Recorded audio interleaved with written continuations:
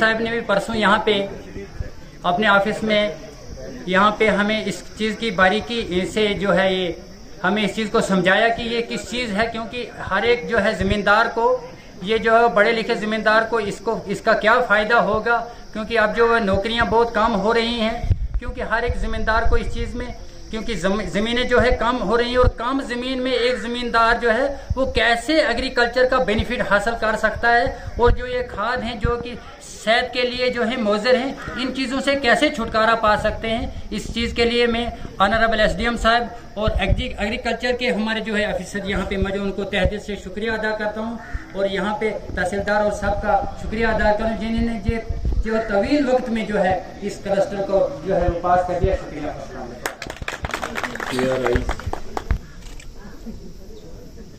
Officers of sub division को और दीगर हजरात जो यहाँ पे आए थे,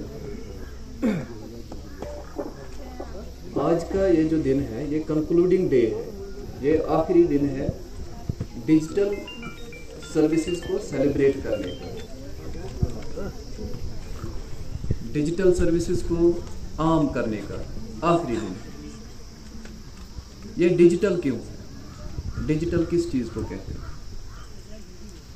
डिजिटल इसलिए है, ये पॉलिसी इसलिए बनानी पड़ी कि दूर दराज खास कर जिसमें ये हमारा गूल भी आता है, महोर आता है, हमारा दक्षिण मड़वा है, लेह लद्दाख था पहले, गुरेज वगैरह, मतलब जो दूर दराज इलाकों के लोग थे उनको भी घर में गवर्नमेंट की सर्विस प्रोवाइड हो जाए। अब जितनी भी सर्विसेज इसमें हैं करीबन 1000 के करीब, 1000 कुछ है सर्विसेज गवर्नमेंट में, और ये कंट्री में फर्स्ट स्टेट है, फर्स्ट यूटी है जिसमें इतनी सर्विसेज ऑनलाइन की गई, वो भी रिकॉर्ड टाइम। खासकर जो हमारा बहुत ही डिफिकल्ट, जिस पर बहुत सालों से हम लोग ट्राई कर रहे थे, रेवेन्यू रिकॉर्ड को डिजिटाइज करने का, हो गया, डिजिटाइज हो गया। आपके पास आपका पासबुक आ गया है। सिर्फ आपको किस चीज़ की ज़रूरत है? आपको ये जानने की ज़रूरत है कि ये पासबुक मेरे पास कैसे पहुंचेगा।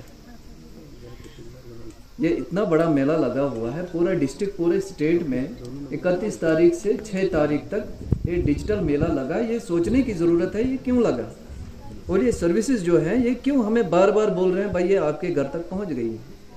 ये आपको अपने पढ़े लिखे, मैं बार बार आपको बोलता हूँ, हर कैंप में मैं बोलता हूँ कि अपने पढ़े लिखे बच्चों को इस जगह पे भेजा करो, बहुत ज़रूरी है, वो बहुत ज़रूरी है। उल्टा क्या हो जाता है वो देख लो, हमारे पढ़े लिखे लोग कहाँ गप लगाए। ठीक है, आपकी वजह से मैं भी सीखता हूँ, मैं बहुत कुछ यहाँ से सीखता हूँ इन अवेयरनेस कैंप से। जब मुझे इस बात का एहसास हुआ सर्विस में कि ये डिपार्टमेंट्स कितने इंपॉर्टेंट है जिनका हमको पता ही नहीं था। इंडस्ट्रीज डिपार्टमेंट आज आपने पहली बार देखा गूगल में, मिशन यूथ, NRLM तो आया ही नहीं है, मुझे भूल गया उनको, हालांकि उनका खुद एक NRLM इस वक्त मिशन मोड में चल रहा है एम्प्लॉयमेंट प्रोवाइड करने में, NRLM national rural livelihood mission. अच्छा, दूसरा एक डिपार्टमेंट स्किल डेवलपमेंट, ITI पहली बार इंट्रोड्यूस हुआ यहाँ पे। तो हम लोग सिर्फ 2 डिपार्टमेंट्स को ज़्यादा जानते हैं, या रेवेन्यू को या रूरल डेवलपमेंट।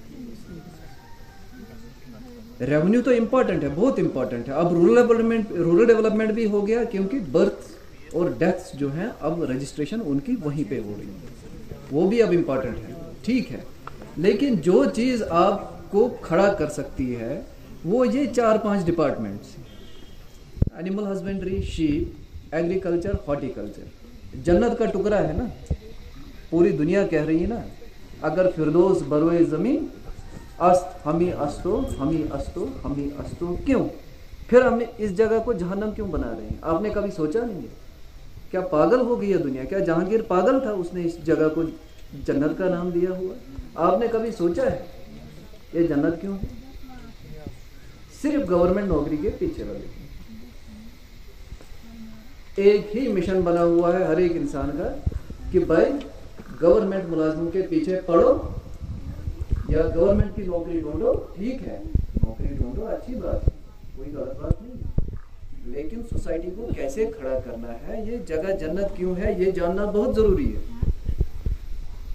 हमारे पास आब हवा, हमारे पास पानी है, जंगलात है, हमारे पास टेम्परेचर इतना अच्छा है जो स्विट्जरलैंड में, स्विट्जरलैंड की तारीफें करते करते हम लोग थकते नहीं हैं, लेकिन अपने गोल की तारीफें किसी से सुनी?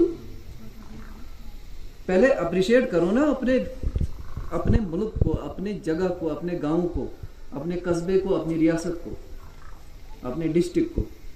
उसके बाद आपकी आंखें खुल जाती हैं। और वो कौन खोलने वाला है? एक एजुकेटेड यंग पर्सन, उसके अंदर इनकलाबी कुव्वत होती है। इससे पहले भी मैं थकूंगा नहीं। हकीम मोमिन खान मोमिन एक शायर था। गालिब की शायरी बड़ी खतरनाक होती क्योंकि उसमें ज़्यादातर अरबी और ये फारसी के अल्फाज बहुत ज़्यादा होते थे, तो उनको सालों लगते थे उनका तर्जुमा करने में। हकीम मोमिन खान मोमिन एक ज़बरदस्त शायर था और वो छोटे मोटे मजाक करता रहता था हर मुशायरे में। एक दिन उसको गुस्सा आ गया। गालिब को आना था, अंदर आना था। हकीम मोमिन खान मोमिन ने कहा अपने उसमें, वो जो उसका अंदाज था, अगर अपना कहा तुम आप ही समझे तो क्या समझे। अच्छी तरह से समझ लेना। अगर अपना कहा तुम आप ही समझे तो क्या समझे, मजा जब ही तो है कि तुम कहो और दूसरा समझे। अब ये इतना बड़ा मजाक था और ये शायरी का बादशाह सामने था। बादशाह के खिलाफ एक खतरनाक गुस्ताखी, हाँ।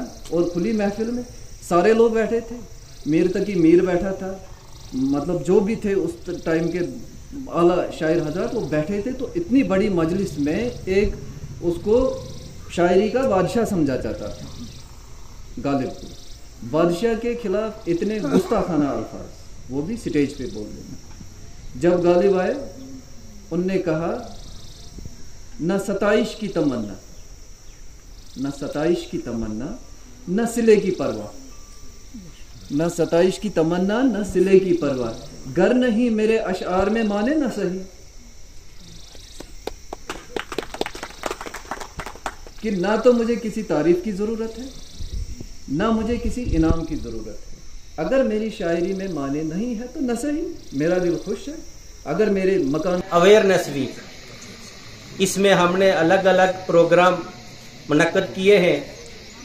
स्पेशली आज के प्रोग्राम को लेके मैं अगर बात करूं